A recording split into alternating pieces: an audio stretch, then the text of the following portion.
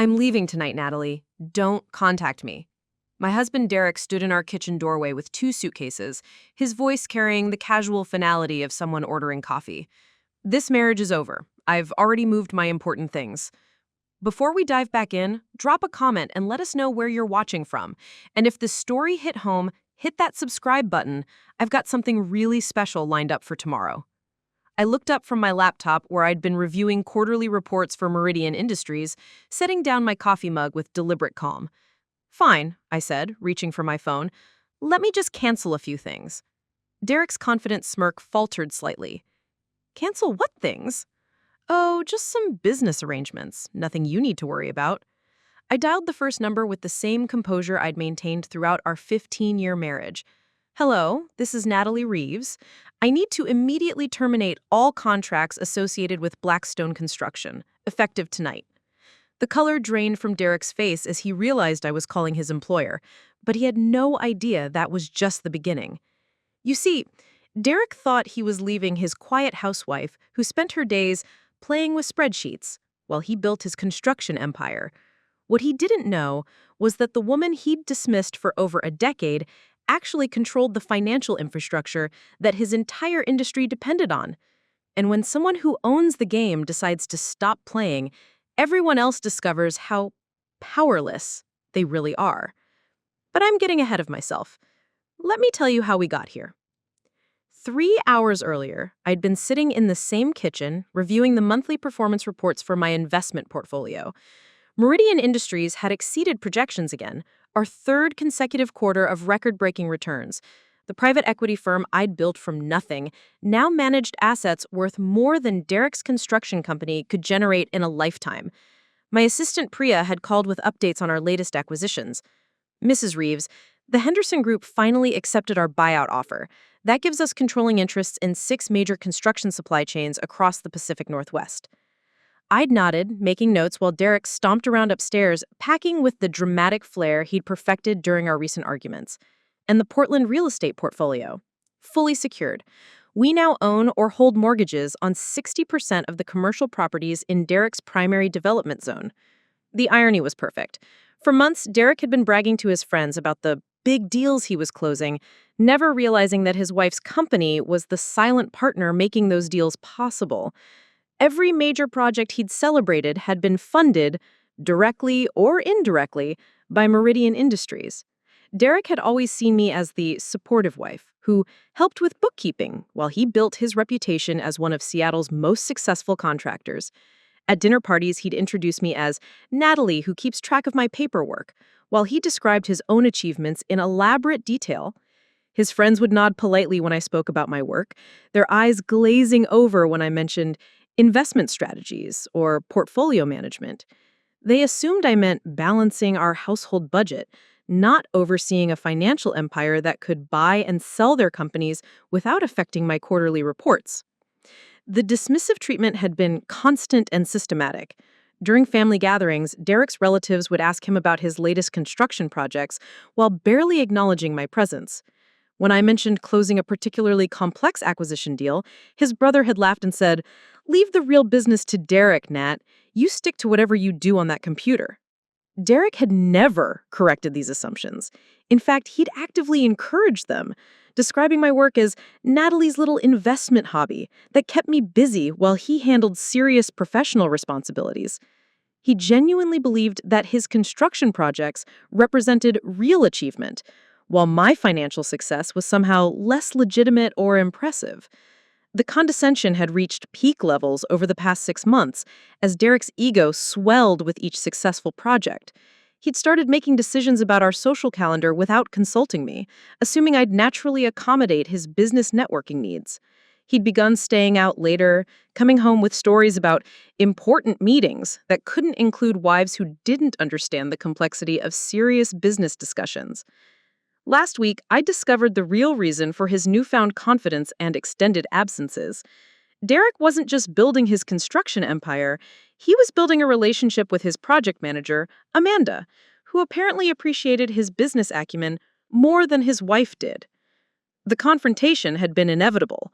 I'd found their text messages, romantic and crude in equal measure, filled with complaints about his boring wife, who didn't appreciate what a successful man needed.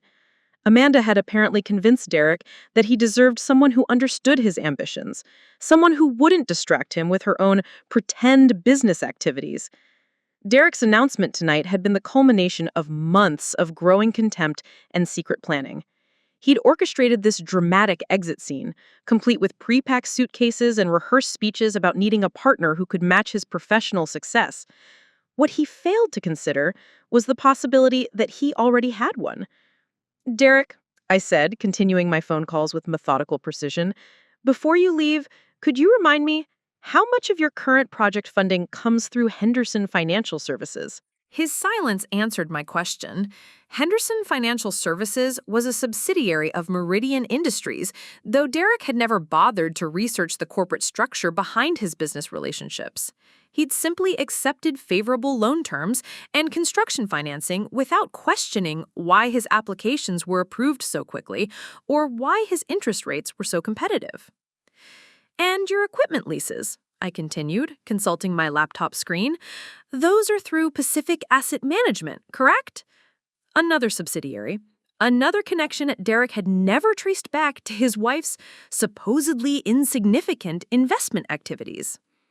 Derek's suitcases suddenly seemed less impressive as he began to understand that his dramatic exit might be more complicated than he'd anticipated. The confident businessman who'd been bragging about his independence was discovering that his success had been built on foundations he'd never bothered to examine. "Natalie, what are you trying to say?" His voice carried the first note of uncertainty I'd heard all evening. I smiled with the same pleasant expression I'd worn throughout 15 years of accepting his dismissive treatment. "I'm not trying to say anything, Derek. I'm just making some business calls.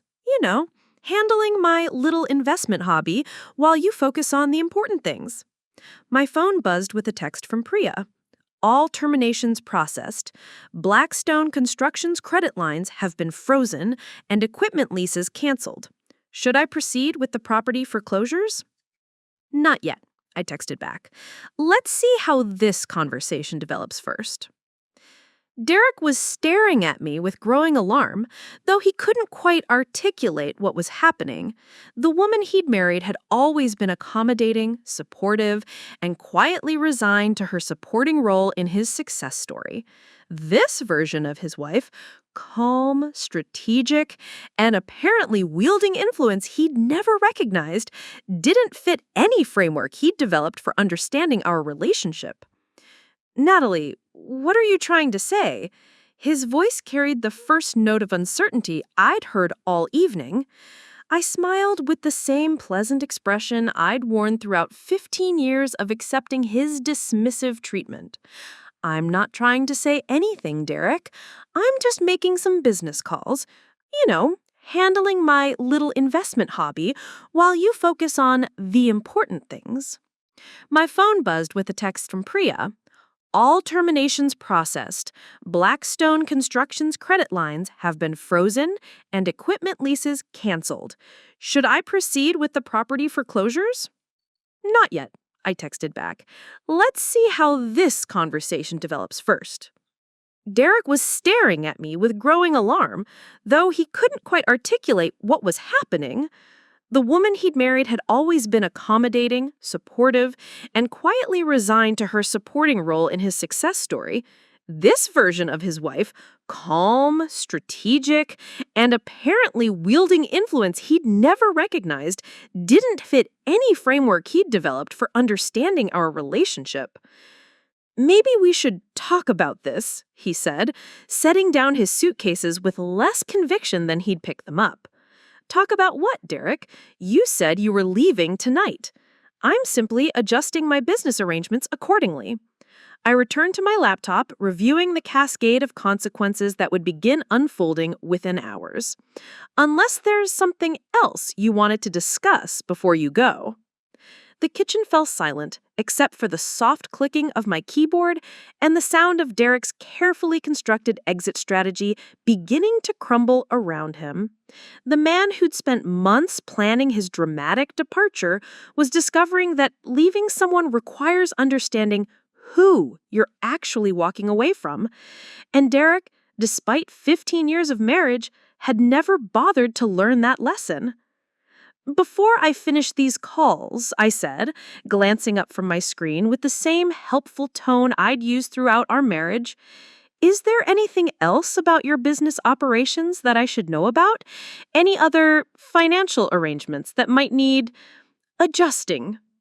Derek's face had gone completely pale. The confident contractor who'd swaggered into our kitchen 30 minutes ago now stood frozen in our doorway, finally beginning to comprehend that his quiet wife's investment hobby might be the only thing standing between his construction empire and complete financial collapse. But that realization was just the beginning of what Derek was about to discover about the woman he'd so casually decided to abandon. This one took us ages to get right, so if you're loving it, hitting subscribe would honestly mean the world to us. Okay, back to business. Derek's phone started ringing at 6:47 a.m. the next morning. I knew the exact time because I was sitting in my home office watching the systematic collapse of his world through real-time financial reports while sipping my morning coffee from the mug he'd given me for our 10th anniversary, the one that said, "World's Best Supporting Wife." The irony wasn't lost on me. "Natalie, something's happening. My credit lines are frozen, my equipment suppliers won't take my calls, and Henderson Financial says there's been a corporate restructuring that affects my loans." I continued typing, reviewing the overnight reports from my various subsidiaries. "That does sound concerning, Derek. Have you tried calling their corporate offices directly?" "I tried everything. No one will give me straight answers. They all keep referring to new ownership policies and strategic realignments." His voice cracked with the strain of someone whose carefully constructed world was crumbling without explanation. "Natalie, I think someone's targeting my business specifically. This can't be coincidental." Through my office window, I could see Derek's prized Porsche in the driveway, the car he'd bought to celebrate his independence from family financial planning. The lease payments went through Cascade Auto Finance, another Meridian subsidiary, though Derek had never bothered to trace those connections either. "Derek, where did you spend the night?" I asked, though I already knew the answer from the private investigator's report sitting in my desk drawer. His guilty silence confirmed what I suspected. Amanda's apartment complex was owned by Riverside Properties, which had been acquired by Meridian Industries 6 months ago.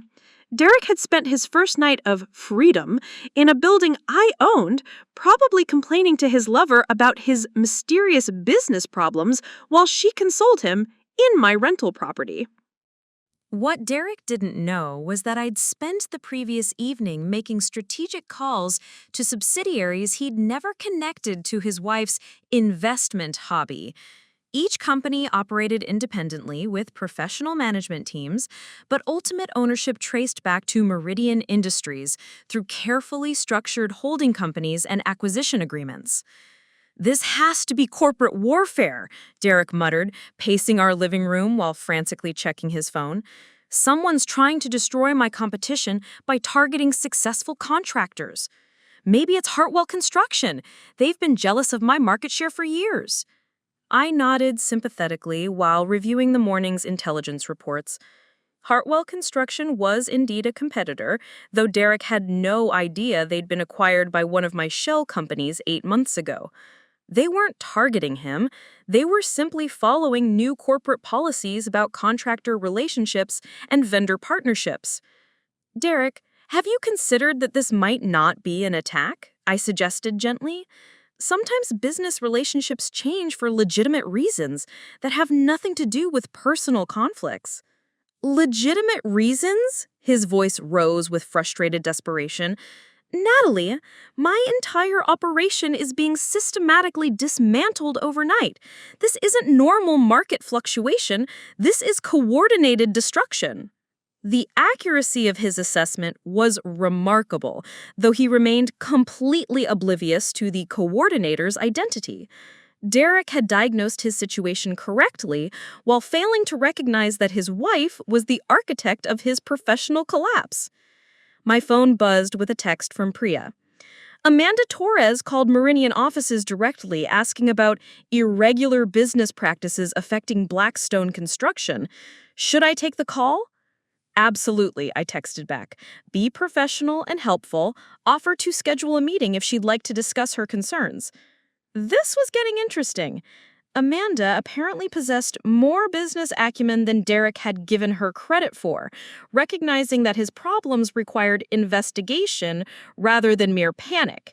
She was attempting to trace the connections that Derek had never bothered to explore, showing exactly the kind of strategic thinking he'd always claimed to value in professional partners. Derek, tell me about Amanda, I said, closing my laptop and giving him my full attention for the first time since his dramatic exit attempt. What kind of business background does she have? His defensive posture revealed everything about the relationship dynamic. Why are you asking about Amanda? This isn't about her. This is about someone destroying my business. I'm asking because she might have insights about your current situation that could prove helpful. If she's as professionally accomplished as you've indicated, perhaps she could offer perspective on corporate strategies or industry connections that might explain what's happening. Derek's silence stretched long enough for me to understand that Amanda's professional qualifications had never been the primary focus of their relationship. The woman he described as someone who understood his ambitions apparently lacked the business experience to provide meaningful assistance during an actual crisis. She's good at project coordination, Derek finally said, his voice carrying the hollow recognition of someone whose justifications were crumbling under scrutiny. But this situation is beyond normal project management. I need someone with serious financial connections. The irony was perfect. Derek had abandoned his wife for a woman who supposedly better understood his professional needs, only to discover that his actual business crisis required exactly the kind of expertise he'd dismissed as unimportant throughout our marriage. What about your business partners? I continued, though I already knew this answer would prove equally revealing. Surely Marcus and James have connections that could help you understand what's happening. Derek's expression grew even strainer. His business partners, the ones who'd encouraged his affair while dismissing his wife's investment hobby, had their own problems this morning. Marcus's development company had discovered that their primary funding source, Columbia Capital, was restructuring their lending priorities. James's architectural firm was facing similar difficulties with their credit arrangements through Northwest Business Banking. They're dealing with their own issues, Derek admitted.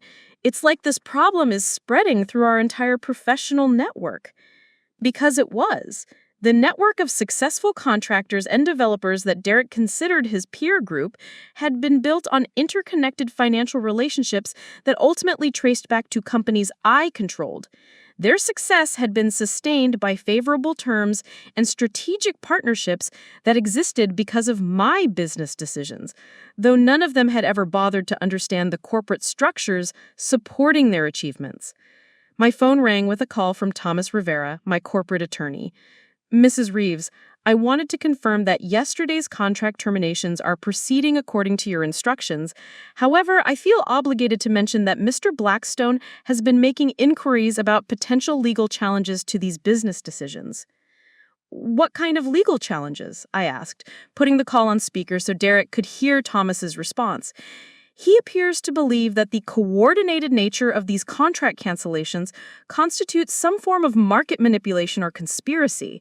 He's consulted with several attorneys about filing injunctions to prevent further disruptions to his business operations.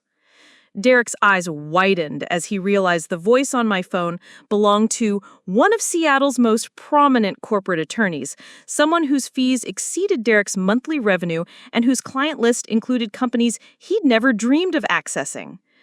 Thomas, please remind any attorneys Mr. Blackstone consults that all contract terminations were executed according to standard business practices and existing legal agreements. Meridian Industries maintains the right to adjust our subsidiary relationships based on strategic considerations that don't require external justification. Understood, Mrs. Reeves. I'll prepare documentation supporting our position if legal challenges materialize. After ending the call, Derek stared at me with growing comprehension. Natalie, how do you know Thomas Rivera? His firm represents major corporations. They don't take calls from individual investors. Derek, I think there are several aspects of my business activities that we haven't discussed thoroughly during our marriage. I opened my laptop again, pulling up Meridian Industries' corporate profile. Perhaps now would be a good time to have that conversation. The screen displayed financial statements, subsidiary charts, and acquisition timelines that painted a picture of systematic empire building spanning more than a decade. Derek's construction projects, the achievements he'd celebrated as evidence of his business acumen, appeared as minor line items within a portfolio that included real estate developments, financial services, and construction supply chains across 3 states. "This can't be right," Derek whispered, studying numbers that dwarfed his company's annual revenue. "You're saying you own all of these companies?" "Own or control through strategic partnerships and majority stakeholdings. The distinction matters for legal and tax purposes, though the practical effect is the same." Derek's phone rang again. This time it was Amanda, and I gestured for him to answer while I continued working. "Derek, I've been making calls all morning. Something weird is happening. Every company that's giving you problems can be traced back to the same corporate parent, something called Meridian Industries. I think someone's using shell companies to target you specifically." Derek looked at me with dawning horror as the pieces finally assembled into a picture he could no longer ignore. "Amanda, I'll call you back." "Derek, don't hang up. I think I know who's behind this. I did some research on Meridian Industries, and you're not going to believe what I found about the ownership structure." "I'll call you back," Derek repeated, ending the call before Amanda could reveal what he was now understanding on his own. The woman he'd dismissed as professionally insignificant had been building an empire while he focused on individual construction projects. The wife he had abandoned for someone who better understood his ambitions had been quietly supporting those ambitions through financial networks he never recognized or appreciated. And now, with a few phone calls and strategic decisions, she was demonstrating exactly how dependent his success had always been on her invisible support. "Natalie?" Derek's voice carried the hollow recognition of someone whose worldview was undergoing fundamental reconstruction. "What happens now?" Derek sank into our leather armchair, the one I'd purchased after Meridian's first major acquisition, staring at my laptop screen displaying corporate hierarchies that redefined everything he thought he knew about our marriage. The numbers weren't just impressive. They represented systematic market dominance that had been growing quietly for over 12 years, while he focused on individual construction contracts. "Walk me through this," Derek said, his voice carrying the careful tone of someone trying to process information that challenged fundamental assumptions. "You're telling me you control the financing for half the construction industry in the Pacific Northwest?" I pulled up a more detailed analysis, one that my research team had prepared for the quarterly board meeting Derek never knew existed. "Not just financing, Derek. Supply chains, equipment leasing, insurance providers, permit processing services, environmental consulting, essentially every component that modern construction depends on." The scope was more comprehensive than even I had initially planned. What began as strategic investments in financially distressed companies had evolved into vertical integration across multiple industries. When construction firms needed materials, they often purchased from companies I owned. When they required specialized equipment, they leased from subsidiaries that reported to me. When projects needed environmental assessments or permit expediting, they contracted with firms that ultimately answered to Meridian Industries. These acquisition dates, Derek said, pointing at timeline entries. "Some of these go back to when we were first married. You were buying companies when I thought you were just learning basic bookkeeping." The early years were the most challenging, requiring careful balance between building a business empire and maintaining the supportive wife persona that Derek's ego required. I attended his company parties while negotiating hostile takeovers via encrypted phone calls from restaurant bathrooms. I smiled through conversations about his professional achievements while my own deals were reshaping entire market sectors. My phone buzzed with an incoming call from Jonathan Hayes, the CEO of Hayes Development Group and one of Derek's longtime business associates. I accepted the call on speaker, curious about how Derek's professional network was processing their morning's discoveries. Natalie, I hope you don't mind me calling directly, but I think there's been some confusion about business relationships that Derek might not have communicated clearly.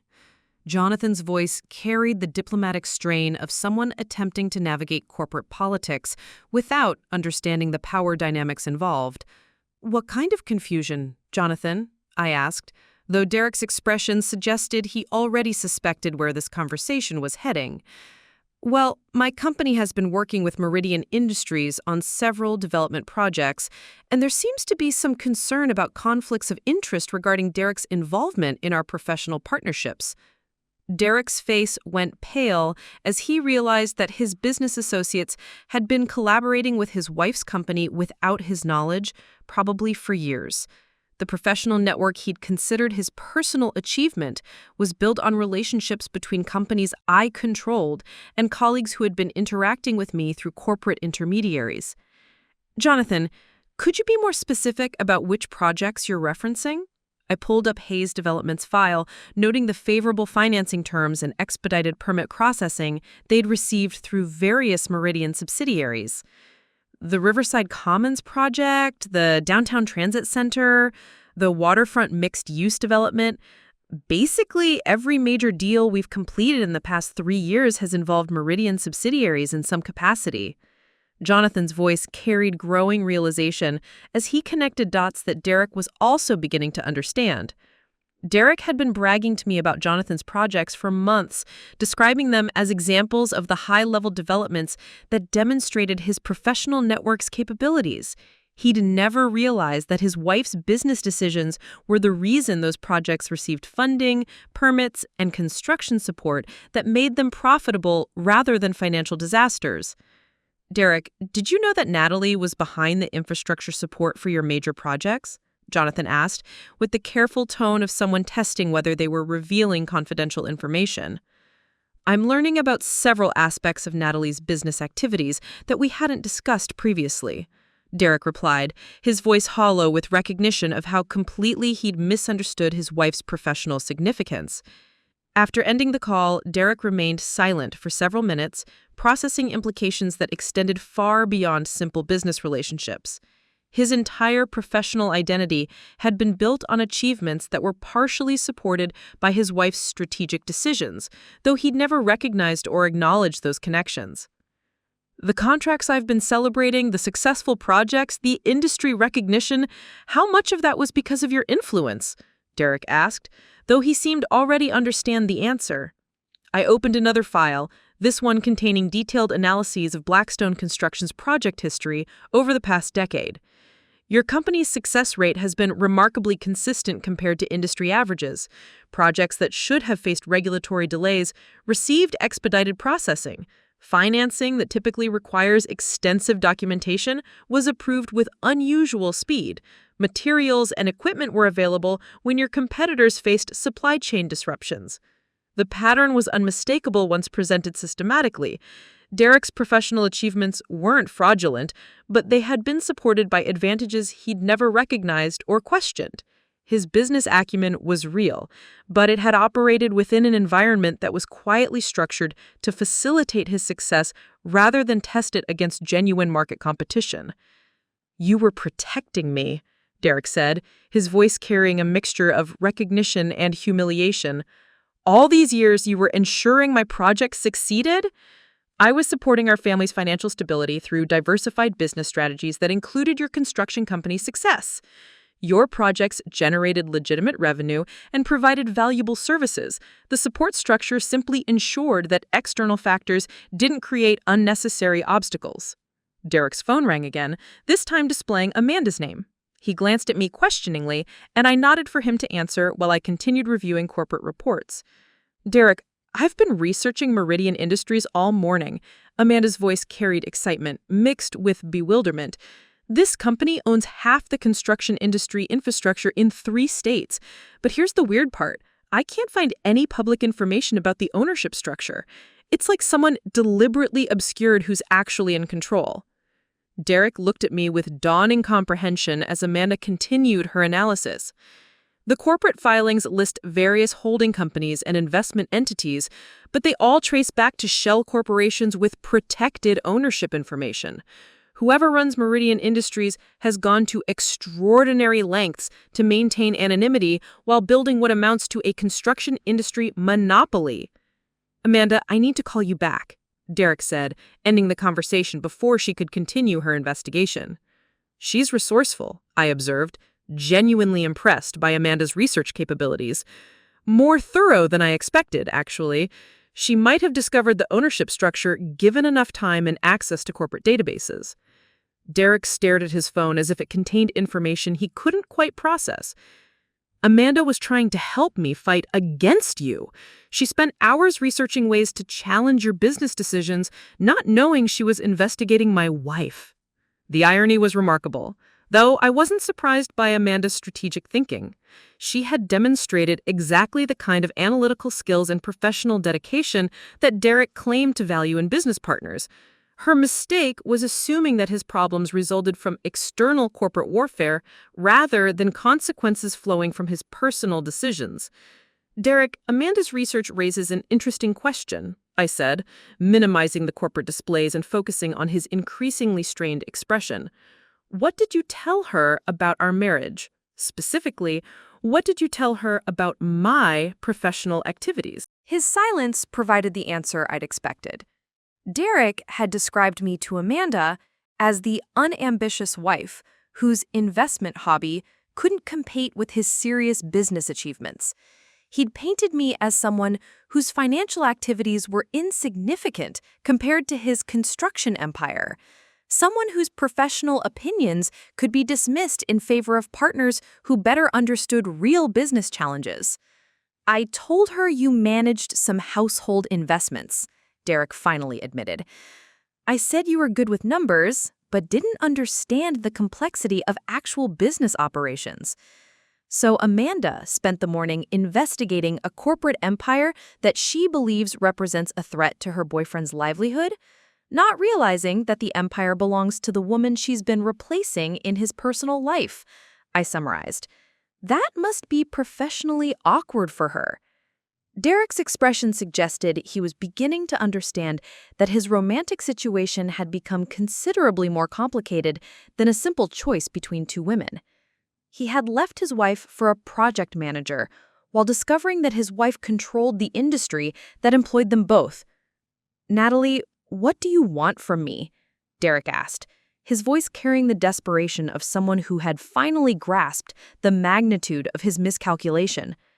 I closed my laptop and gave him the same patient attention I'd provided throughout 15 years of accepting his dismissive treatment. Derek, I want you to understand something important. Yesterday evening, you made a decision to end our marriage and pursue a relationship with someone you believed would better support your professional ambitions. He nodded, reluctantly, probably hoping I was building towards some form of reconciliation or forgiveness. You made that decision based on assumptions about my significance in your life and my relevance to your business success. Those assumptions were incomplete.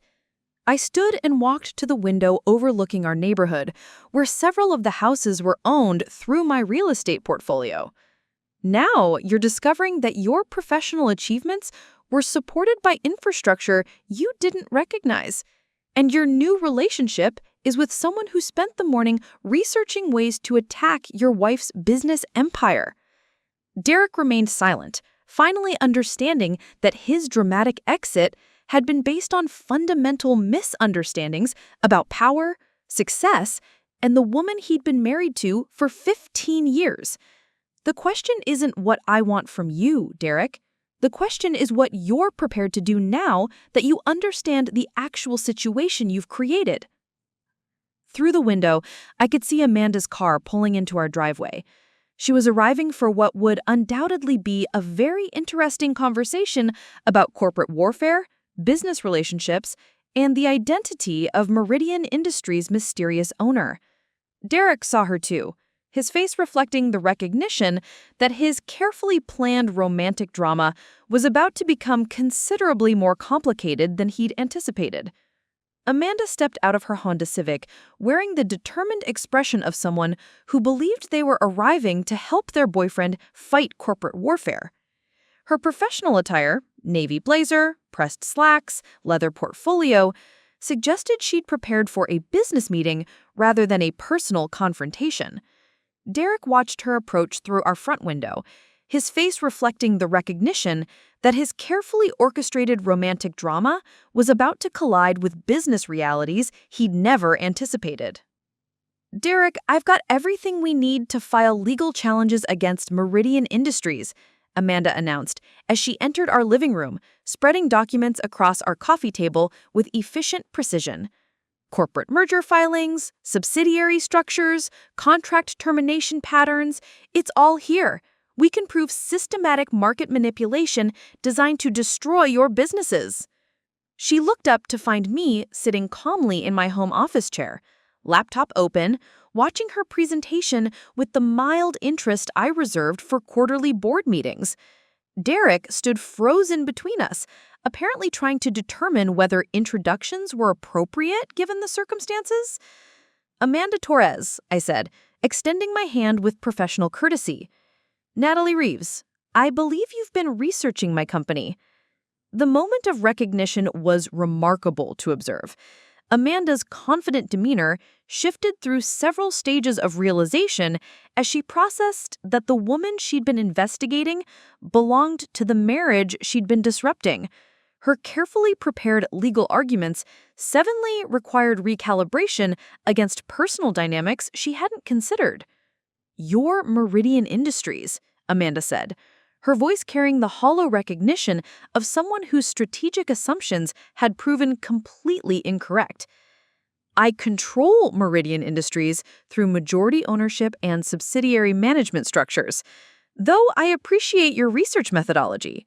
Your analysis of our corporate integration was quite thorough, actually, more comprehensive than most industry reports I've seen." Amanda's portfolio materials scattered across our coffee table told the story of someone who'd spent considerable time and effort investigating what she believed was external corporate aggression targeting her boyfriend's livelihood. Flowcharts, financial analyses, legal precedents. She'd approached Derek's problems with exactly the kind of strategic thinking and professional dedication that he claimed to value in business partnerships. "Derek told me his wife ran some kind of investment consulting business," Amanda said slowly, her eyes moving between the corporate document she'd prepared and the laptop displaying Meridian's quarterly reports. Derek's misrepresentation had been even more dismissive than I'd realized. He hadn't simply minimized my professional significance, he'd completely mischaracterized my work to justify his affair with someone he believed possessed superior business acumen. "Derek tends to focus on his own professional activities," I replied diplomatically. "The details of my work rarely came up in our conversations about his construction projects." Amanda studied the corporate organizational charts on my laptop screen, her analytical mind clearly processing the implications of what she was discovering. "These acquisition dates, you've been building this empire for over a decade? Some of these companies were purchased before Derek even started Blackstone Construction. Business expansion requires long-term strategic planning," I explained. "Individual construction projects operate on different timelines than corporate portfolio development. The irony of the situation was becoming more apparent with each revelation. Amanda had spent hours researching ways to challenge my business decisions, demonstrating exactly the kind of analytical skills and strategic thinking that Derek had always claimed his wife lacked. She was discovering that the woman she'd been replacing was not only professionally accomplished, but had been supporting Derek's success through infrastructure he'd never recognized or appreciated. "Amanda, I need you to understand something." Derek finally found his voice, though it carried the strained quality of someone trying to navigate multiple disasters simultaneously. "Last night, I told Natalie I was leaving our marriage to be with you. This morning, I discovered that most of my business success has been dependent on companies she owns." Amanda's expression shifted from professional analysis to personal comprehension as she grasped the full scope of Derek's miscalculation. She'd been investigating corporate warfare that was actually marriage consequences, researching legal challenges against the wife of the man she'd been having an affair with. "Derek, you told me your wife didn't understand serious business operations," Amanda said, her voice carrying the particular strain that comes from realizing your romantic decisions were based on fundamentally incorrect information. "You said she played with numbers while you built real business relationships." My phone buzzed with an incoming call from Priya, and I accepted it on speaker to demonstrate the level of professional operations that Derek had been dismissing for months. "Mrs. Reeves, I have updates on the Blackstone situation." Priya's voice carried the efficient tone of someone managing complex corporate logistics. "Legal has confirmed that all contract terminations were executed properly according to existing agreements. Finance reports that credit line suspensions were implemented per your instructions. Operations indicates that equipment lease cancellations will be processed by end of business today." Amanda listened to this corporate coordination with growing recognition that she was witnessing business operations that extended far beyond anything Derek had described about his wife's professional activities. "Priya, please schedule a meeting with our subsidiary managers for tomorrow morning. I want comprehensive reports on how today's restructuring affects our construction industry partnerships," I instructed, maintaining the calm authority that had built Meridian Industries while Derek focused on individual projects. "Should I include legal representation for potential challenges from affected contractors?" Priya asked, though her tone suggested she already knew the answer. "Standard precautionary measures should be sufficient. Our legal department is familiar with business relationship transitions." After ending the call, Amanda stared at me with the expression of someone whose understanding of power dynamics was undergoing fundamental revision. "Derek, your wife isn't just wealthy. She controls the infrastructure that your entire industry depends on." Derek's silence confirmed what Amanda was beginning to understand, that his romantic decision had been based on incomplete information about the woman he was leaving and the professional capabilities of the woman he was choosing instead. "Amanda, your legal research was quite impressive," I said, reviewing her documented analysis of Meridian's corporate structure. "You identified several strategic vulnerabilities that my legal team should address to prevent future challenges. Would you be interested in consulting on corporate defense strategies?" The job offer was genuine, though it carried obvious complications given her personal relationship with Derek. Amanda possessed analytical skills that my company could utilize, though her romantic involvement with my husband created ethical considerations that would require careful management. "You're offering me a job?" Amanda asked, her voice carrying disbelief mixed with professional interest. "After I spent the morning researching ways to attack your business?" "You spent the morning demonstrating research capabilities and strategic thinking that could prove valuable for corporate security applications. Your personal relationship with Derek represents a separate issue that doesn't necessarily affect your professional qualifications." Derek watched this exchange with visible confusion, apparently unable to process that his wife was offering employment to his lover while his own business faced systematic dismantlement. The woman he'd abandoned for supposedly lacking professional sophistication was demonstrating exactly the kind of strategic thinking and professional composure he claimed to value. "Derek, what is happening?" he said with a voice that suggested he had the hallow quality of someone whose carefully constructed worldview was collapsing under the weight of evidence and consequences. "Natalie, Are you offering Amanda a job while destroying my business? What kind of strategy is this?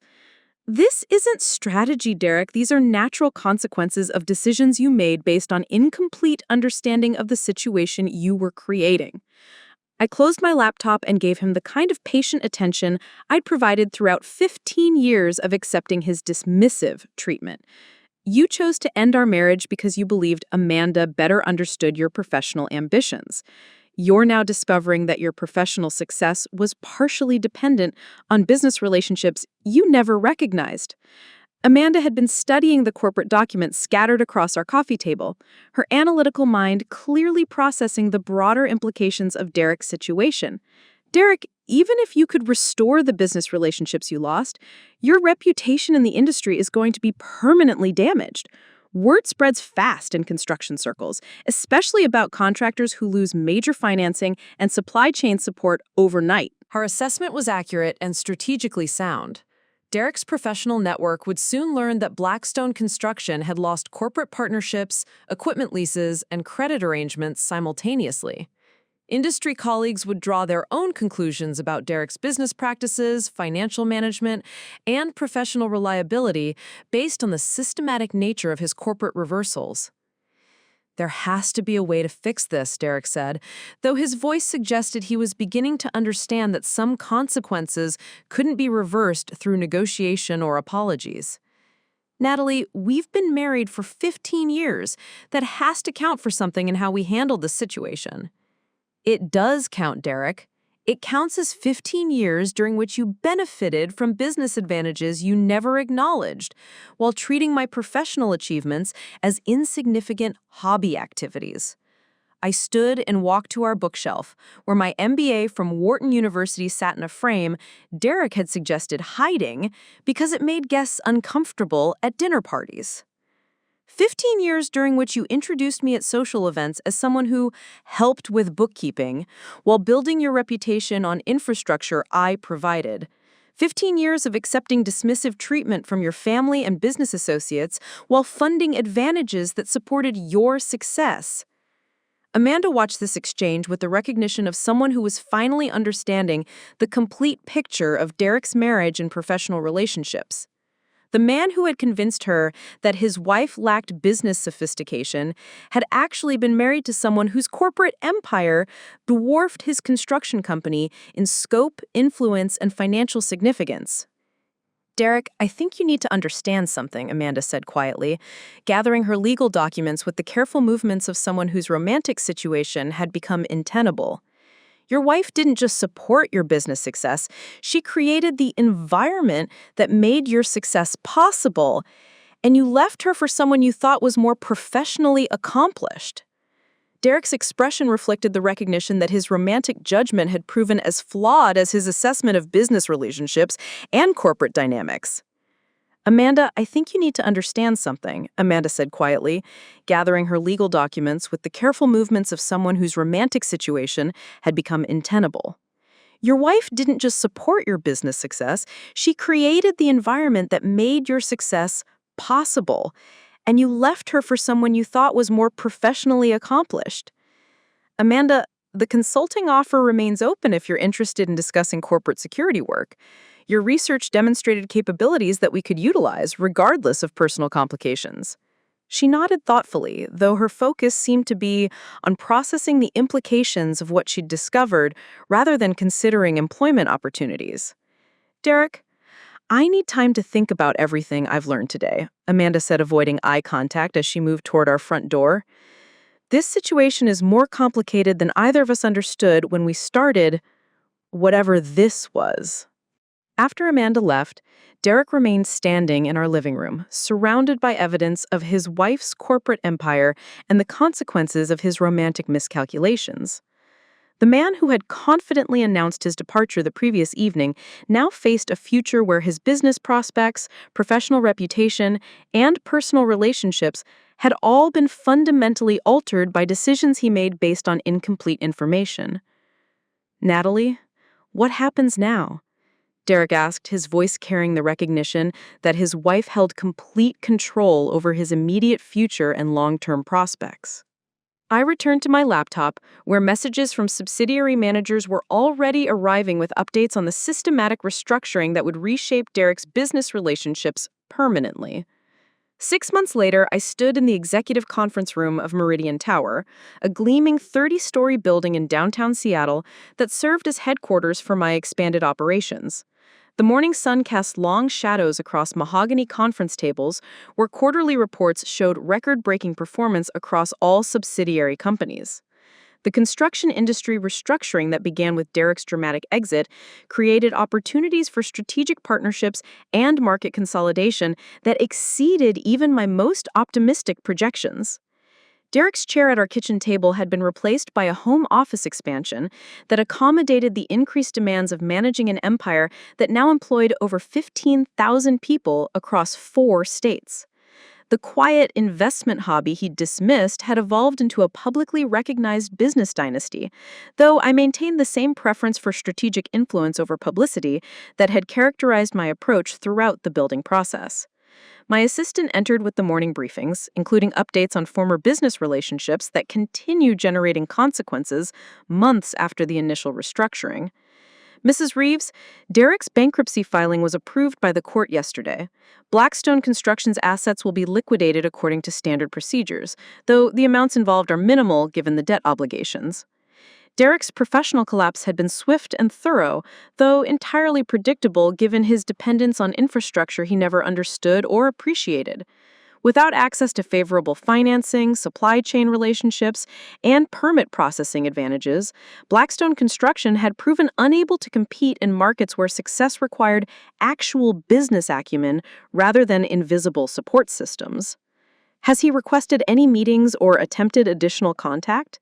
I asked, though I already knew the answer from security reports that documented his increasingly desperate attempts to salvage something from the wreckage of his professional life. He continues calling corporate offices requesting opportunities to discuss partnership possibilities or consulting arrangements. Legal has maintained our standard policy of referring all communication through his attorneys, though he apparently can no longer afford legal representation. The irony wasn't lost on me. Derek had spent 15 years dismissing his wife's business activities while depending on advantages those activities provided. Now, facing the consequences of that dismissal, he was attempting to establish professional relationships with the very companies he'd never recognized as extensions of his wife's strategic planning. Amanda's situation had evolved more productively, though her initial months adjusting to her new reality had been challenging, according to industry reports.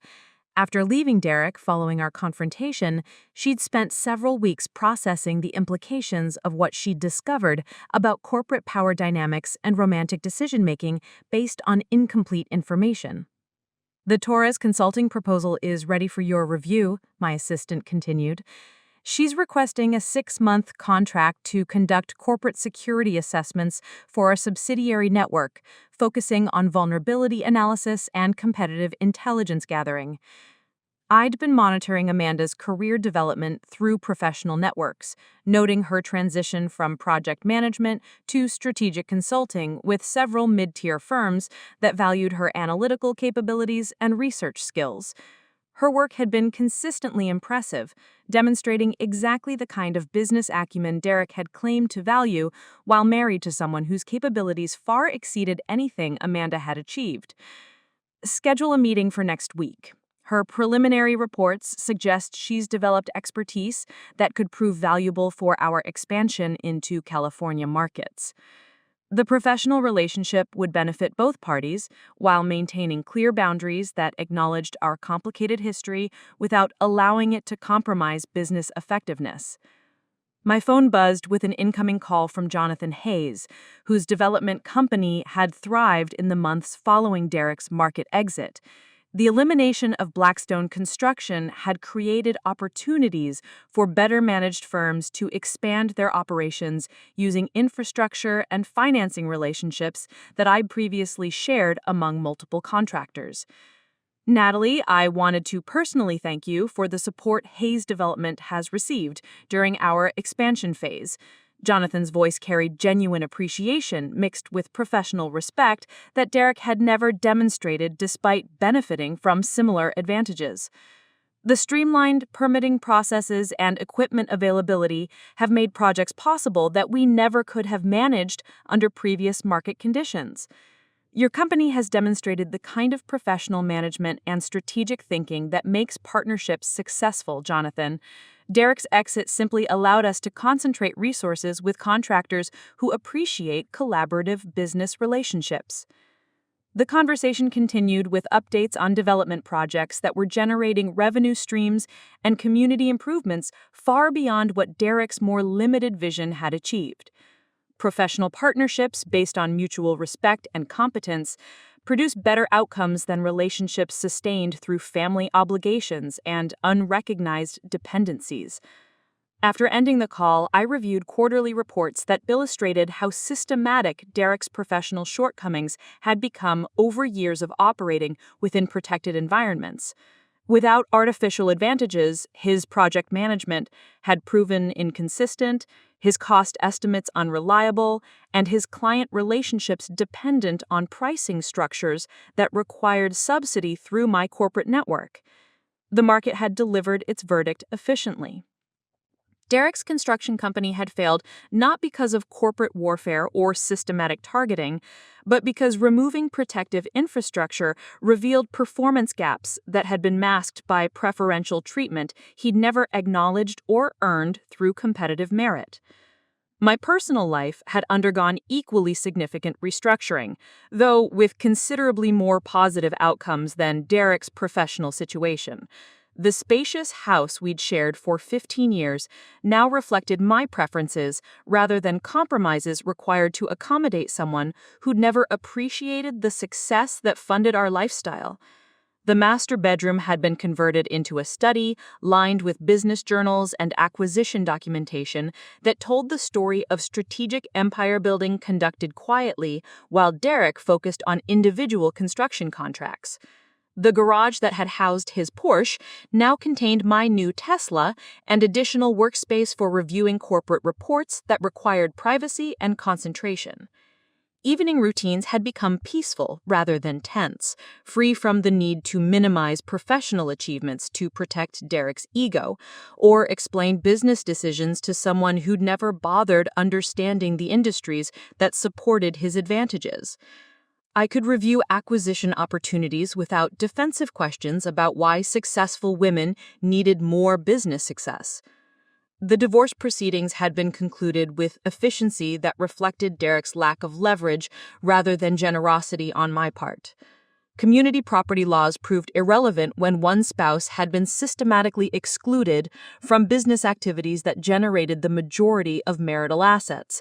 Derek's construction company had been valued as a separate entity with debts that exceeded assets, leaving him responsible for obligations, while I retained corporate holdings he'd never contributed to or understood. His settlement was modest but fair, enough to establish basic living arrangements while he attempted to rebuild professional credentials that could generate independent income. I'd ensured he wouldn't face homelessness or genuine financial hardship, though his lifestyle would necessarily adjust to reflect earnings based on his actual capabilities rather than subsidized advantages. The most satisfying aspect of this transition had been professional recognition that acknowledged achievements previously invisible due to my preference for strategic influence over public attention. Industry publications had begun featuring Meridian Industries in analyses of successful corporate expansion, noting our systematic approach to vertical integration and market development. Business schools requested case studies examining our acquisition strategies and subsidiary management techniques. Professional organizations extended speaking invitations to discuss successful portfolio development and construction industry partnerships. The quiet woman who'd built an empire while others focused on individual projects was finally receiving recognition that matched her actual accomplishments. These opportunities created platforms for mentoring other women whose business achievements were being minimized by family members or romantic partners who confused quiet competence with professional insignificance. My experience demonstrated that systematic underestimation could be transformed into strategic advantage when the underestimated person possessed patience, intelligence, and resources to execute long-term plans. The broader construction industry had stabilized around new partnerships and competitive dynamics that reflected actual merit rather than artificial advantages distributed through family obligations. Contractors with genuine capabilities thrived in environments where success required strategic thinking and professional competence. Those who depended on preferential treatment discovered that competitive markets demanded skills they'd never developed. Derek's former business associates had adapted to these changes with varying degrees of success. Jonathan Hayes and several others had demonstrated that their achievements reflected actual business acumen that could generate continued success once freed from partnership obligations with less competent contractors. Others had discovered that their professional reputations had been built on collaborative relationships that concealed individual shortcomings. My phone rang with an incoming call from Marcus Chen, a business attorney I'd consulted during the divorce proceedings, requesting updates on Derek's continued attempts to establish legal challenges against Meridian Industries' business practices. Natalie, Derek filed another motion claiming that your corporate restructuring constituted intentional interference with business relationships, Marcus reported, though his tone suggested these legal efforts were proving as futile as Derek's other post-separation strategies. His new attorney seems to understand that proving intentional interference requires demonstrating that you had obligations to maintain business relationships you were never legally required to provide. And Derek's evidence for establishing those obligations? I asked, though corporate legal had already analyzed his claims and found them lacking any foundation in contract law or business ethics. He's arguing that 15 years of marriage created implicit partnerships that survived your divorce, which is essentially claiming ownership rights over business decisions you made independently throughout your marriage. Marcus's explanation confirmed that Derek continued misunderstanding both corporate law and the reality of his relationship to my professional activities.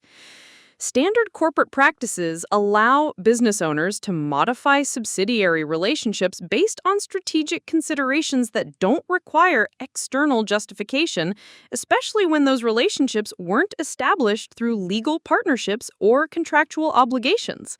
I noted, reviewing legal precedents that protected business decision-making from interference by former family members.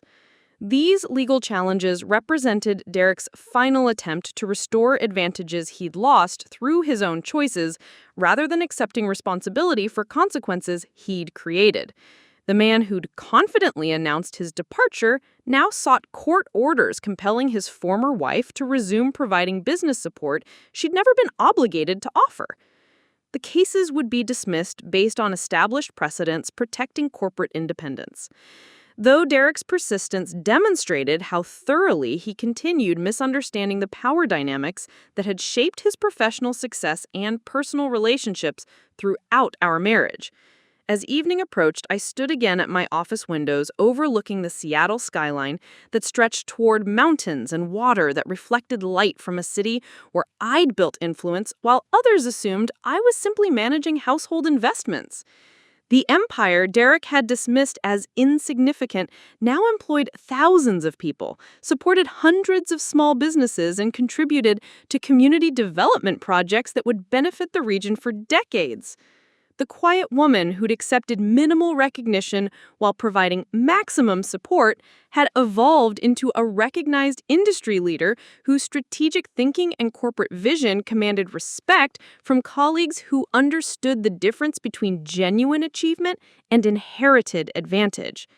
Derek had left seeking someone who better understood his professional ambitions, discovering too late that he'd been married to someone whose capabilities exceeded his comprehension and whose support had been the foundation rather than the obstacle to those ambitions.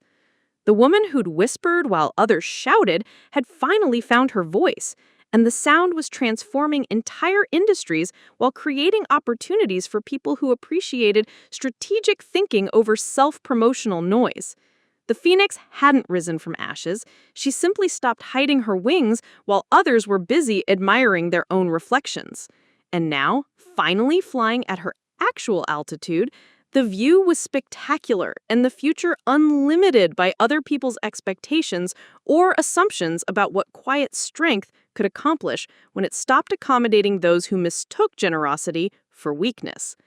If this story resonated with you, the quiet strength that becomes unstoppable power, hit that like button right now. My favorite moment was when Derek realized his wife wasn't just successful, she was the invisible foundation of his entire industry. What was yours? Share it in the comments below. Don't miss more stories about underestimated people revealing their true power. Subscribe and ring that notification bell so you never miss our latest uploads about turning quiet strength into undeniable success. 2 incredible stories are waiting for you right below. If this one grabbed your attention, these next ones will too. Click to dive in.